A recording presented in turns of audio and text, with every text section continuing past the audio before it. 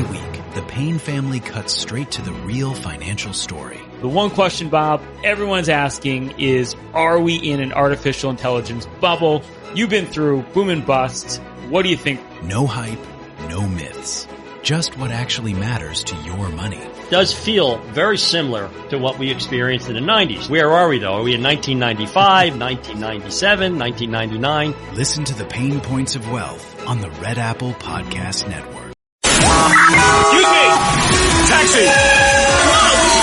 This is the 77 WABC minicast. And you guys, now let's go to Professor Alan Dershowitz to talk about these big stories of the day. Professor Dershowitz, let's start with the arrest of Don Lemon. What do you make of this arrest? And you probably saw the charges. It's interesting. I mean, one of them, it's conspiracy to deprive rights. The other's interfering by force with someone's First Amendment rights. The FACE Act. Tell us about what you think about the charges. Well, it depends on the facts. If he went in there as a journalist and was just asking questions and interviewing people, the First Amendment trumps those laws. On the other hand, if he had agreed in advance to go in there and help with the disruption, and if he, in fact, disrupted and confronted the ministers and shouted at them and participated in the disruption of a First Amendment protected religious activity, then I think he's in trouble. But it all depends on, what the facts are and what the grand jury heard and what videotapes they saw. So this is a very fact-specific case. And I think in the end, the First Amendment will probably prevail if it's a close case. But remember, there are First Amendment rights involved on both parts. So there's the First Amendment right, free exercise of religion, and the First Amendment right of protest. So they clash in this case, and I think generally it will depend on the facts, and the government has to prove beyond a reasonable doubt that he was a conspirator. That will not be easy to do. Unless, like you just said, if there's some sort of pre-planning that he said, and then he made some comments. It's interesting, and I'm talking as a journalist, professor, because I've covered many protests in my day. Sure. But I went in covering them. There was never really a gray area. This one will be interesting to see what you said. Like if there's some emails that show beforehand him being part of the moment and afterwards, as opposed to I'm coming.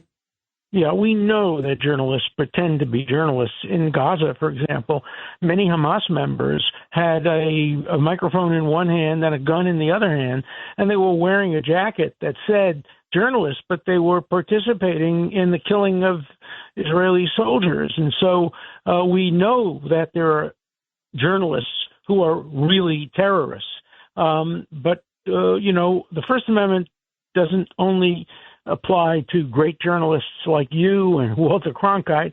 It also applies wait. Why am I second? Hand in hand. Rita Cosby, Walter Cronkite. Yeah, I was going to say usually it's the order John gives it, but go ahead. It's just because you're younger. That's all. Thank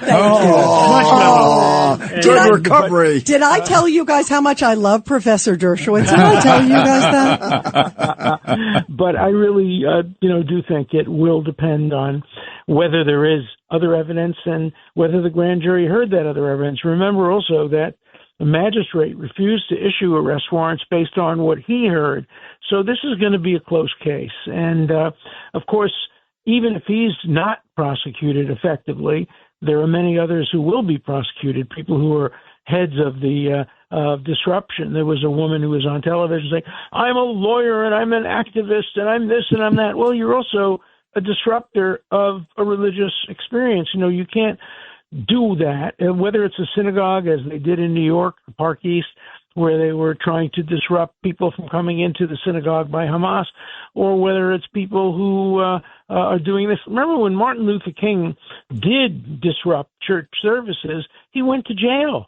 And he acknowledged that he was violating the rights of people, and he did it because he thought he wanted to prove that the law was unjust.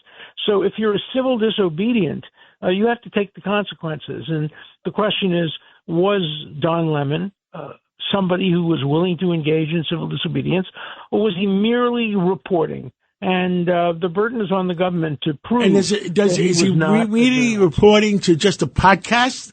Or the definition of a podcast means a person who can't get a real job. Well, I do a podcast also. I have a couple of real jobs. But all right, that's my opinion. Changed his mind. Yeah, he changed his mind. No, but I agree with you. Today, anybody's a journalist. A podcaster is a journalist. Anybody. Somebody who tweets claims to be a journalist. So it's going to be hard because the courts will have to define what is a journalist. Don Lemon, of course, had a long 30-year history as a legitimate journalist for CNN. Well, you're a journalist because you publish your books. Yeah, you can be. Look, I'm a journalist. Yeah. I write op-eds and I have a card. But that doesn't give me the right to disrupt anybody. Yes. I have a right to observe. Journalists are supposed to be quiet. Observers. Journalists, to paraphrase, are supposed to be seen but not heard. And, well, I don't know about that part, but anyway. You can ask questions. Yes. But you're supposed to be basically an observer and somebody who's trying to get information, not participate and take sides. But exactly. We know there are many biased journalists who are out there as part of the campaign to achieve a particular result. That doesn't disqualify you as a journalist. It depends on what he did, and we don't know enough about that at this point. And so we'll have to wait. We'll have to wait and see. Governor Patterson. Well, Alan, it was quite adroit the way you explained what the legal conflicts are going to be in this particular case.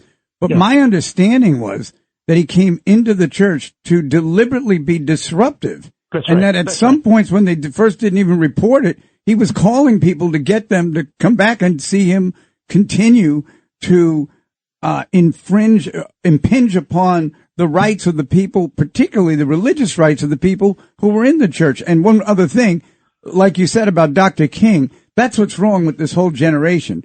Nobody takes responsibility for anything they do anymore.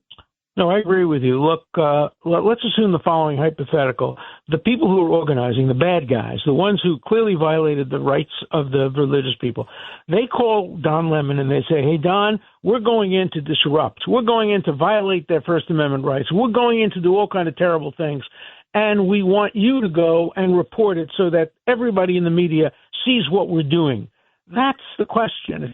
Are you at that point part of the disruption, or are you merely a reporter, even though you've been asked to come in by the bad guys, the guys who are doing the disruption? That's the kind of issue that the courts are going to have to confront. So this is going to be a big case. And if it actually goes forward, it will probably get to the appellate courts and maybe even to the Supreme Court, who will have to define what is a journalist, what happens when a journalist violates the law. These are hard questions. And if I were teaching First Amendment law back at Harvard, I'd be teaching this case because it's an interesting case. It is. Which has multiple sides to it. Yeah. It is. It really Professor is. Professor Dershowitz, thank you so much. And, sure. And have a great weekend. And thank you for everything you do. And Professor, thank you for the compliment. I love you even more. Thank you. Hey, I always compliment you because it's well deserved. Thank you. Yes. Whoa. Oh. Every week, the Payne family cuts straight to the real financial story. The one question, Bob, everyone's asking is, are we in an artificial intelligence bubble? You've been through boom and bust. What do you think? No hype, no myths. Just what actually matters to your money. Does feel very similar to what we experienced in the 90s. Where are we, though? Are we in 1995, 1997, 1999? Listen to the Pain Points of Wealth on the Red Apple Podcast Network.